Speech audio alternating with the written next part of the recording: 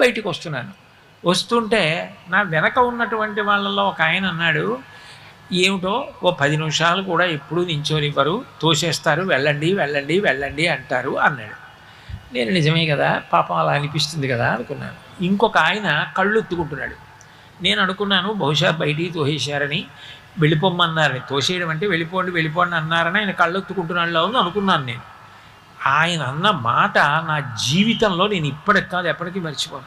ఆయన అన్నాడు, శ్రీచక్రం టీవీ ఎప్పటి నుంచి నించున్నాడు, కింద నించుంటే నాలాంటి వాళ్ళు కనపడరని ఆ పద్మపీఠం మీద కాలు కదపకుండా అలాగే నించున్నాడు కదా, నించుని కాళ్ళు నొప్పెట్టవా స్వామి, ఒక్క 10 నిమిషాలు నీ కాళ్ళు పట్టే అనుగ్రహం ఇవ్వవయ్యా, ఎంత నిలబడ్డావయ్యా మా కోసం, నిలబడి మమ్మల్ని చూస్తూ అలా ఉండిపోయావా, మేము కనపడలేదు అంటామేమోనని మా కోసం